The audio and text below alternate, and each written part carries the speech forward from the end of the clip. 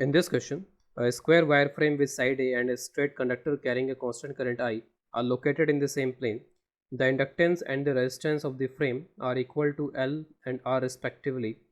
The frame was turned through 180 degree about axis O dash separated from the current carrying conductor by a distance B. Find the electric charge having flown through the frame. तो इसमें ये जो plane है यहाँ पे square ये जो frame है यहाँ पे स्क्वायर फ्रेम, पहले ये यहाँ पे रखा हुआ था, फिर इसको 180 डिग्री से रोटेट कर देते हैं अबाउट दिस एक्सिस। तो रोटेट करने के बाद में ये कुछ इधर की तरफ यहाँ पहुँच जाएगा। अगर मैं इसमें पॉइंट मार्क करूँ तो सपोज़ अगर ये पॉइंट है, let's say this point is P and this is Q, तो P और Q यहाँ पे पहुँच जाएंगे P डैश Q डैश। तो it has rotated bye angle 180 degree, 180 degree से यहाँ रोटेट कर गया यहाँ पर ये। और ये जो पूरा स्क्वायर फ्रेम है, ये स्क्वायर फ्रेम इसके मैग्नेटिक फील्ड में भी रखा हुआ है। इसमें कांस्टेंट करंट है और इस कांस्टेंट करंट के मैग्नेटिक फील्ड में यहाँ पर ये रखा हुआ है। लेकिन जब इसको रोटेट किया जा रहा होगा तो रोटेट करते समय इसके प्लेन में जो फ्लक्स पास हो रहा होगा इसकी वजह से वो फ्लक्स भी यहाँ पर चेंज हो रहा होगा। और उसके साथ साथ इसका खुद का सेल्फ इंडक्टेंस भी है। तो जो सेल्फ इंडक्टेंस है वो क्या करता है कि यहाँ पर जो इसमें करंट फ्लो हो रहा होगा, करंट फ्लो होने को अपोज करता है, खुद में जो करंट फ्लो हो रहा होता है उसको अपोज भी करता है। तो यहाँ पर दो चीज़ें हैं, एक तो इसका खुद का सेल्फ इंडक्टेंस भी है, यानी कि जब ये टर्न ले रहा होगा इसमें करंट वगैरह फ्लो हो रहा होगा, करंट फ्लो जो हो रहा है उसको ये खुद भी यहाँ पर एक तरीके से उसको अपोज कर रहा होगा यहाँ पर ये। और इसका जो फ्लक्स इससे पास हो रहा होगा, इस करंट की वजह से जो फ्लक्स यहाँ से पास हो रहा होगा उसको भी यहाँ पर ये अपोज कर रहा होगा। तो जब भी हम यहाँ पर फ्लक्स लिखते हैं, फ्लक्स किसी भी कॉइल से, तो इन जनरल इस फ्लक्स में दो कंपोनेंट्स आ सकते हैं। एक तो है कि flux due to external sources. External sources का मतलब है कि जैसे यहाँ पर ये करंट है, इस करंट के मैग्नेटिक फील्ड की वजह से इससे कुछ फ्लक्स पास हो रहा होगा। उसको समटाइम्स आप म्यूचुअल इंडक्टेंस भी बोलते हो कि इन दोनों का आपस में कुछ म्यूचुअल इंडक्टेंस है और इसका फ्लक्स जो है वो इसके साथ लिंक हो रहा है।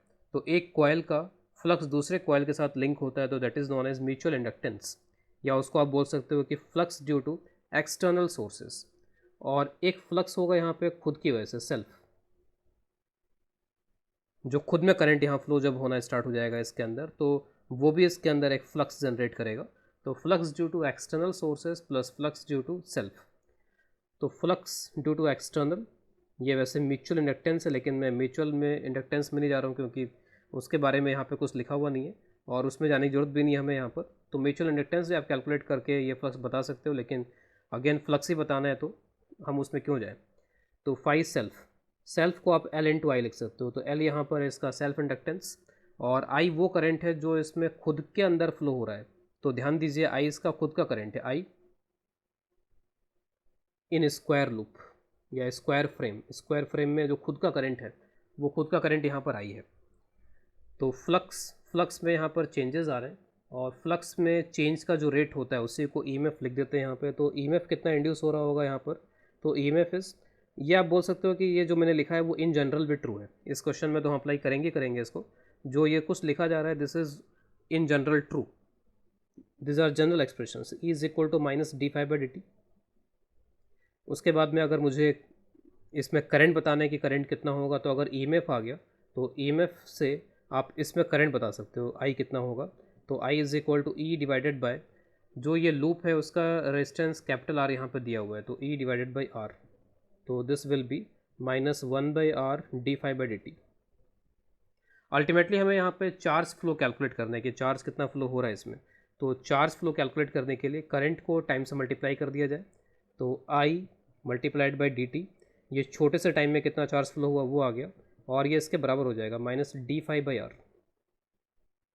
इसके बाद में आप इसको इंटीग्रेट कर लो दोनों साइड में, तो इसको अगर मैंने इंटीग्रेट किया तो this will give delta Q is equal to minus, अब ये आर तो यहाँ से बाहर आ जाएगा और डी फाई एक तरीके से phi final minus phi initial type की क्वांटिटी हो जाएगी। तो this will be delta phi by R. ये वैसे एक इंपॉर्टेंट रिलेशन भी है, इस रिलेशन को हमें याद भी रखना चाहिए। माइनस का यहाँ पे कोई खास सिग्निफिकेंस है नहीं, क्योंकि जब हम बोलेंगे चार्ज फ्लो हुआ तो जस्ट हम यही आंसर करते हैं कि 5 माइक्रोकुलम फ्लो हुआ, 10 माइक्रोकुलम या 2 कुलम 3 कुलम इतना चार्ज यहाँ फ्लो हुआ है इसमें।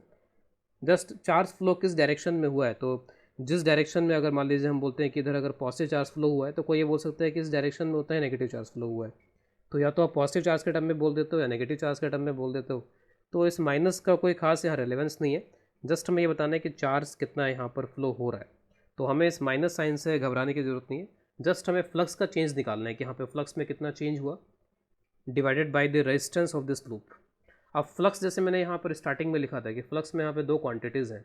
तो जब मैं यहाँ पर फाई लिखता हूँ तो उसका अगर मैं डेल्टा फाई करूँ तो delta phi due to external plus delta phi due to self, और सेल्फ की वजह से अगर मैं यहाँ पर लिखूँगा एक तो एक्सटर्नल हो जाएगा यहाँ पर ये, और सेल्फ का हो जाएगा एल डेल्टा आई।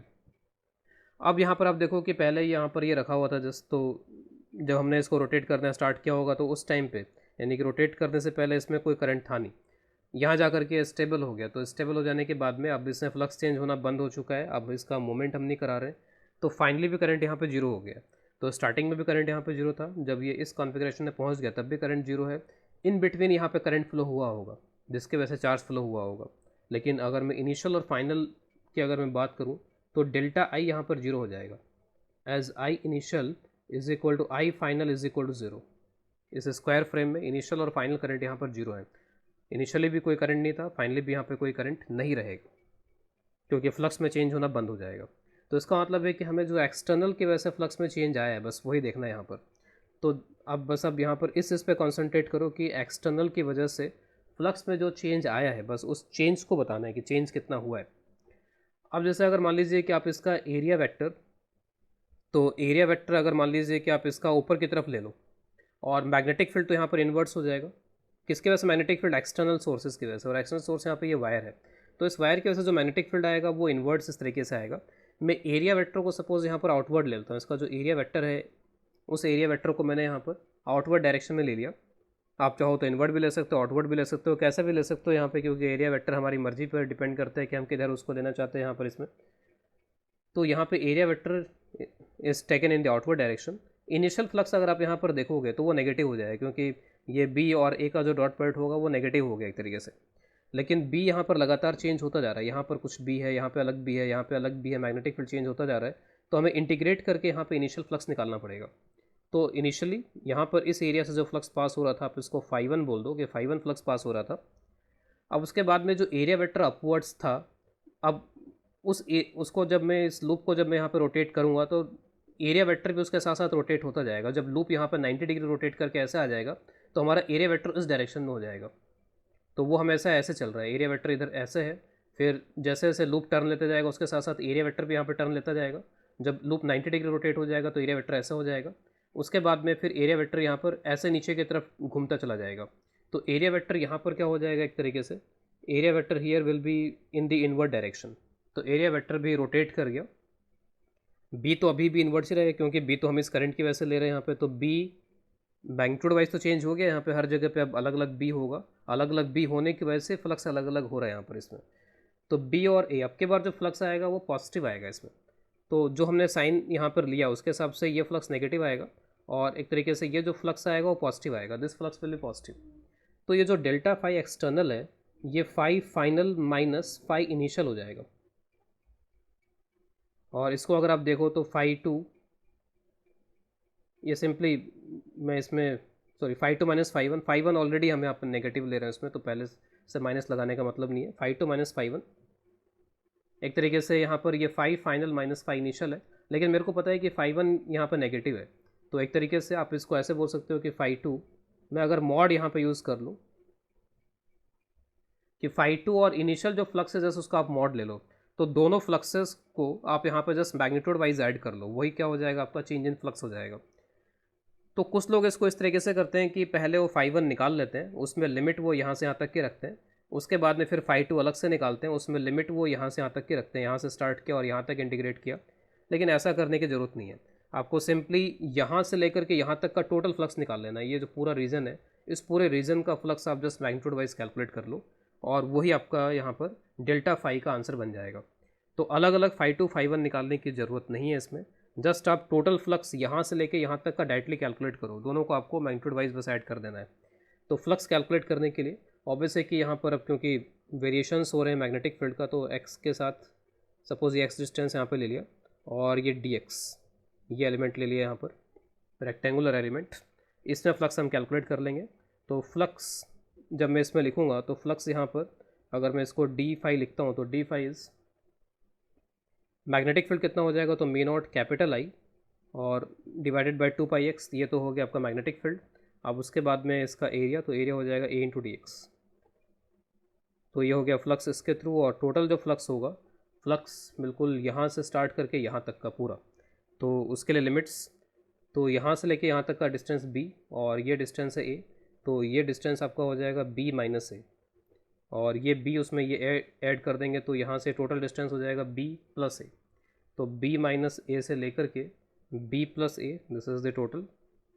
फिर उसके बाद में आप इंटीग्रेशन करोगे तो D X by X L N X हो जाएगा। तो बहुत आसान सा इंटीग्रेशन है, mu not I A divide by 2 pi L N of B plus A divided by B minus A, ये आ जाएगा। ये तो हो गया आपका फ्लक्स में कितना यहाँ पर चेंज हुआ है। और फ्लक्स में यहाँ पर कितना चेंज हुआ, एक तरीके से जो टोटल फ्लक्स था वही फ्लक्स में चेंज है, तो डेल्टा फाई आ गया एक तरीके से, और डेल्टा फाई आ गया तो delta phi divide by resistance करेंगे। माइनस का कोई खास सिग्निफिकेंस है नहीं, जैसे मैंने पहले बता दिया। तो चार्ज फ्लोन, बस आप ऐसे लिख दो चार्ज फ्लोन, और जो भी ये आंसर है उसमें आर से रेजिस्टेंस से डिवाइड कर दो, तो mu not I A divided by 2 pi R L N of B plus A divided by B minus A. So this is the final answer.